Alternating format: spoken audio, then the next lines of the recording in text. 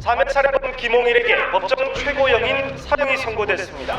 불과 3분 20초 만에 두 자매를 살해했고 무고한 동생과 구조 신고를 하는 언니까지 살해한 것은 인간 이하의 행동이라고. 오늘로부터 13년 전 재판장의 사형 선고와 동시에 법정에선 울음소리가 터져 나왔습니다. 눈물의 주인공은 자매 살해범, 당시 27살 김홍일의 두 딸을 모두 잃어버린 어머니였습니다.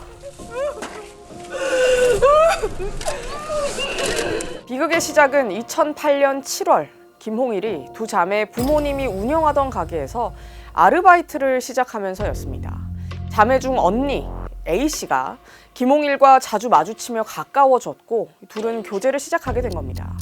가족도 친구도 없는 전형적인 은둔형 외톨이였던 김홍일은 교제를 시작한 뒤 점점 더 A씨에게 집착했습니다. 김홍일이 A씨의 통화 목록까지 들여다보면서 싸움은 잦아졌고 고통에 시달리던 A씨는 김홍일에게 그만 헤어지자고 이별을 통보했습니다.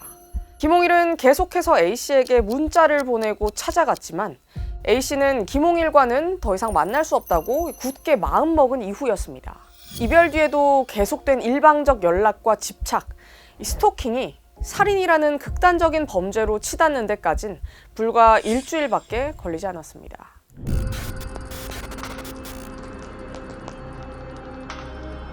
범행 전날 김홍일은 출근도 하지 않고 스마트폰으로 주방용 칼 파는 곳, 울산 총 구할 수 있는 곳, 불 붙는 기름 등을 검색했습니다. 이후 김홍일은 마트에서 33cm짜리 흉기를 사 차 뒷좌석에 뒀습니다. 유족들이 간절히 시간을 되돌리고 싶어하는 그날 2012년 7월 20일 새벽 3시 잠에서 깬 김홍일이 차를 몰고 그대로 A씨 집으로 향합니다. 건물로 들어가 피해자들의 집 베란다 쪽에 불이 켜져 있는 걸 확인하려는 김홍일 모습이 CCTV에 그대로 찍혔습니다.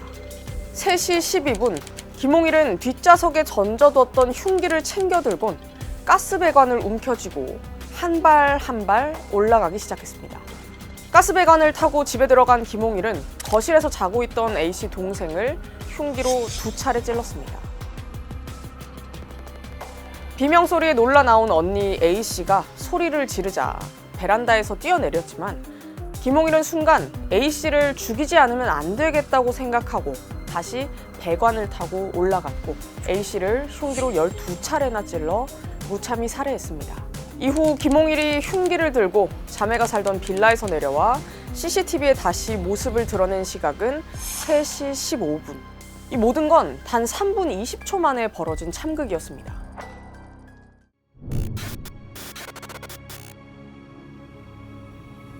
범행 직후 김홍일은 연기처럼 사라졌습니다. 사건 발생 이틀 뒤 승용차를 두고 사라진 이후 전단지 10만 장을 배포하고 전국적으로 수사를 벌이고 있지만 김홍일의 흔적을 찾지 못했습니다. 그렇게 시간은 흘러 어느새 55일이 지났습니다. 전 국민이 공포에 떨며 사건이 미궁 속으로 빠지려던 그때 부산 기장군의 한 야산에서 버섯을 캐던 시민이 이상한 광경을 목격합니다. 이 험한 산속 사람이 있을 곳이 아닌데 웬 남자가 누워 자고 있었던 겁니다. 계곡에 있는 물 먹다가 나중에는 공사장 현장 인부들이 송전탑 공사를 하면서 여러 사람이 먹게 돼 있는 그 아이스박스 안에 수박 또는 음료수, 생수.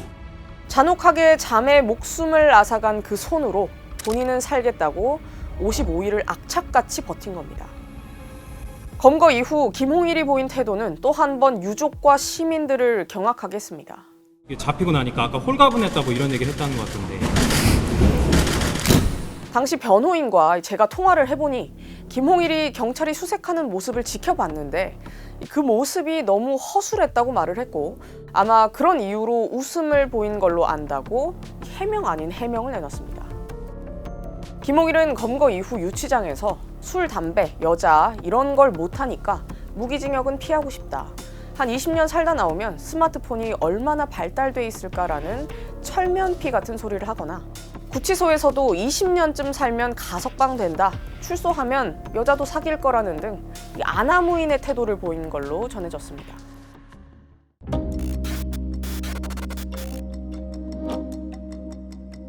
잔혹한 자매 살해와 반성 없는 도주극, 뒤따르는 반성 없는 태도에 1심 재판부는 김홍일에게 사형을 선고했습니다.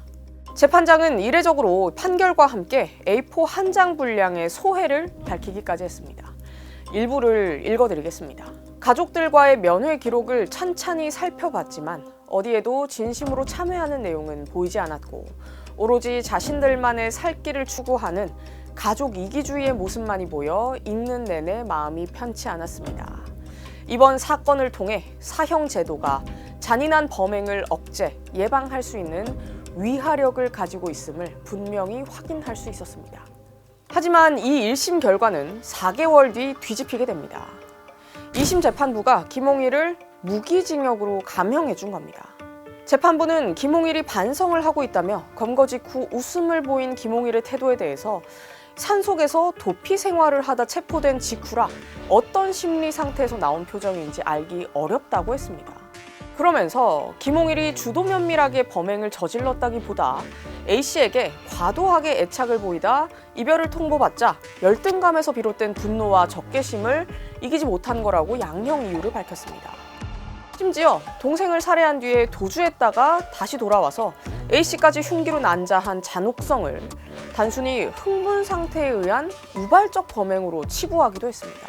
2심 재판부는 우리 공동체를 위해 반드시 이 세상에서 피고인의 존재 자체를 부정해야 한다고 단정하기는 부족하므로 사형을 선고한 1심은 부당하다며 판결을 끝맺었습니다.